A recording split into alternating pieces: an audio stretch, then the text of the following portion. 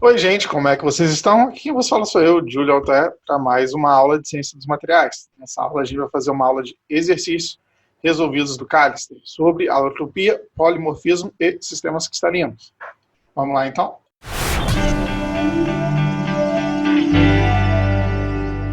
Bom, no primeiro exercício, aí ele diz o seguinte: em aquecimento, o ferro puro sofre a 912 graus Celsius uma transformação polimórfica, passando de CCC para CFC. O que é uma transformação polimórfica? Para quem não lembra, é quando eu pego o meu mesmo material e consigo mudar o arranjo dele, ele se porta no espaço com um arranjo cristalino diferente do arranjo anterior. A gente pode chamar de alotropia ou polimorfismo. Passando de CCC, que é a fase alfa, para CFC, que é a fase gama. Ele pede para calcular o percentual de variação de volume e massa específica associada a essa transformação, né? Dado que há uma mudança no raio atômico. Aqui ele me deu o meu raio da estrutura CCC e o raio da estrutura CFC, e aqui para eu calcular depois a minha massa específica eu tenho o meu peso atômico. Bom, vamos lá para o exercício, só para a gente entender bem o que está acontecendo. Aqui eu tenho a minha estrutura CCC, né, que a gente já estudou, e eu estou tendo uma transformação aqui no meu ferro de CCC para CFC. Para calcular um volume de uma célula unitária, eu tenho que saber a aresta da minha célula unitária, né? Que aí depois é só multiplicar todas as arestas, eu vou ter A ao cubo.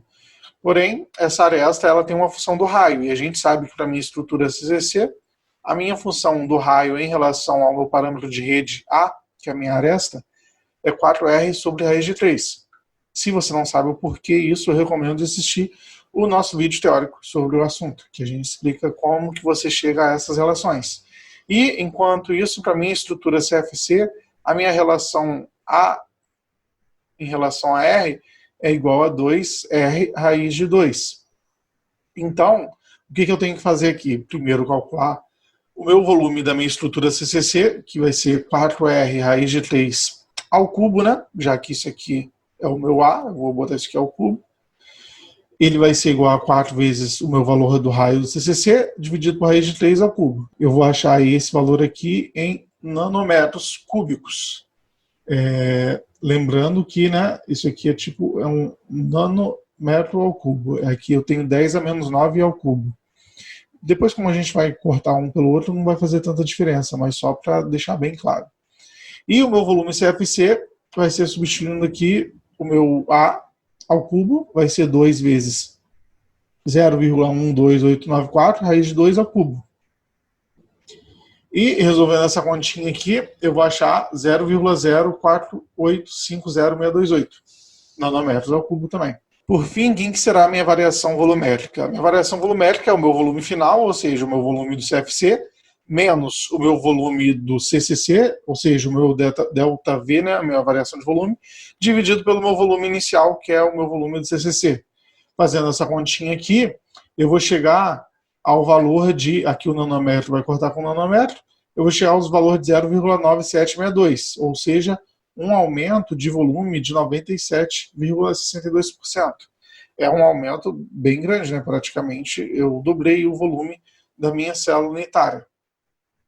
E vamos ver agora como que fica a minha massa específica, né, já que eu dobrei o meu volume. Relembrando aqui, quem que é a minha massa específica, ou a minha densidade?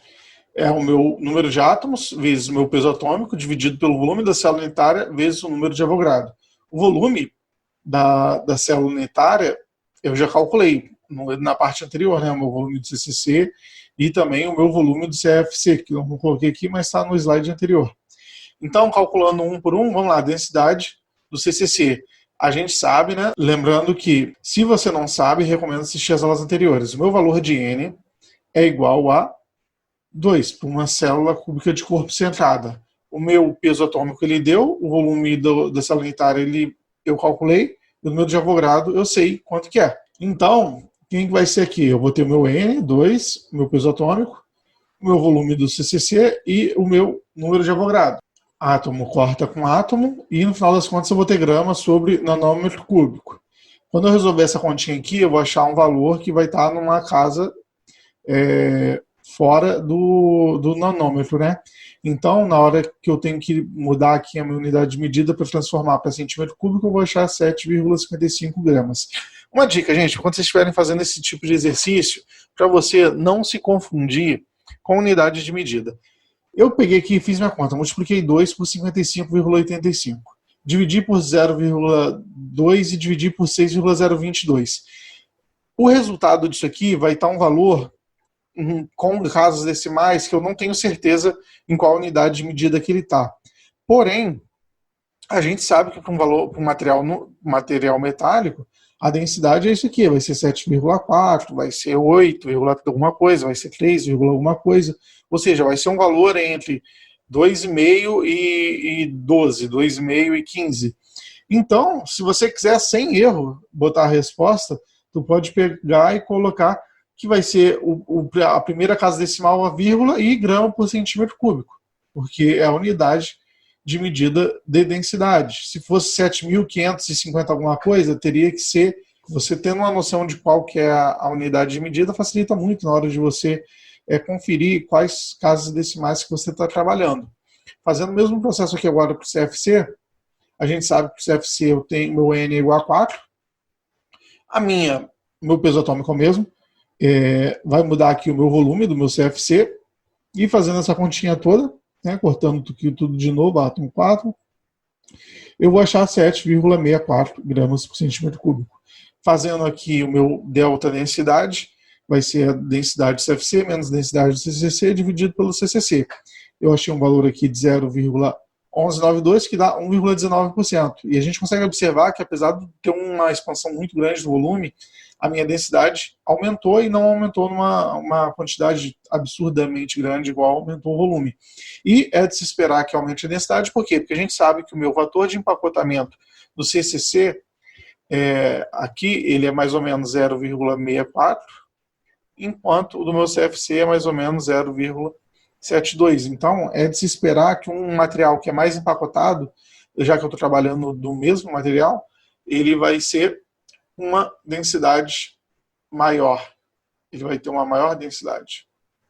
Ok, gente? Qualquer dúvida, deixem aí nos comentários. Vamos para o próximo exercício.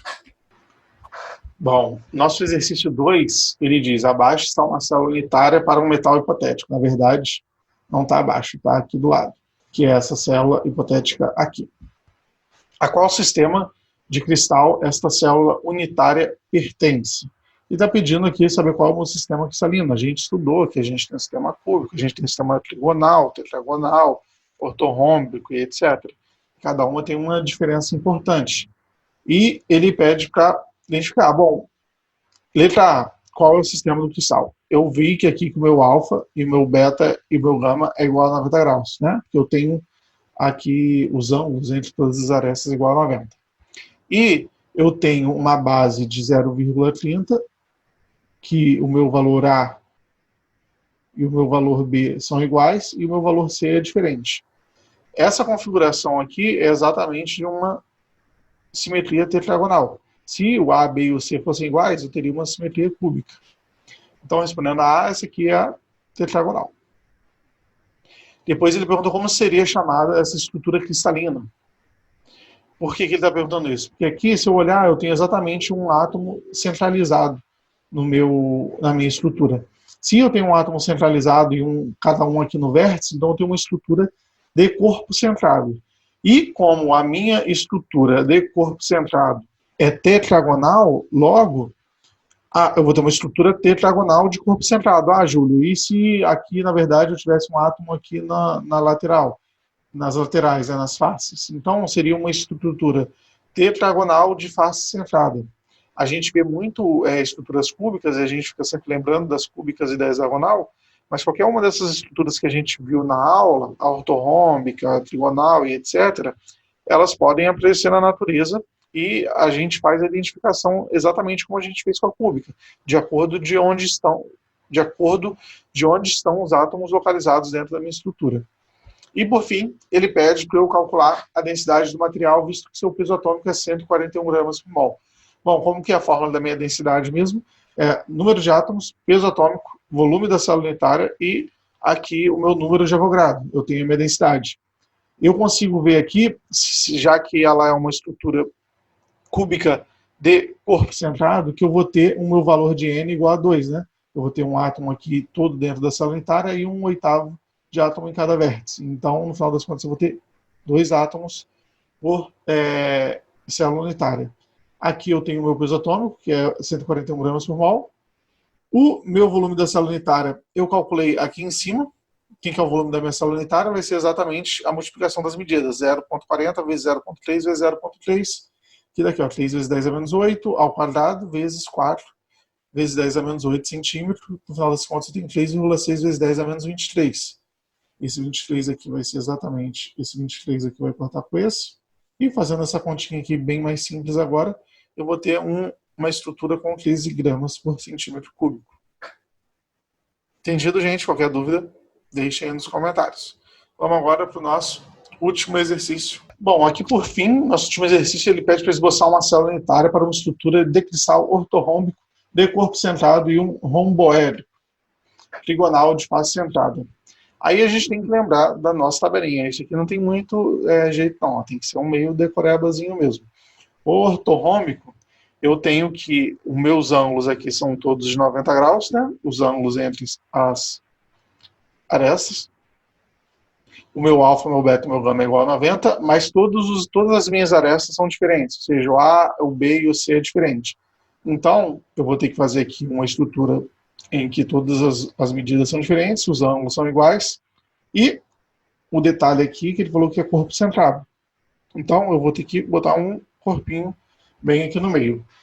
Já o romboédrico, lembrando lá, ou trigonal também, como algumas pessoas chamam, eu tenho que todos os meus lados são iguais, ou seja, eu tenho aqui um cubo, só que os meus ângulos eles são diferentes de 90 graus, ou seja, eu tenho arestas com o mesmo tamanho, porém a minha angulação aqui é a mesma, inclusive, né, diga-se de passagem, todos aqui são alfas, alfas e alfas.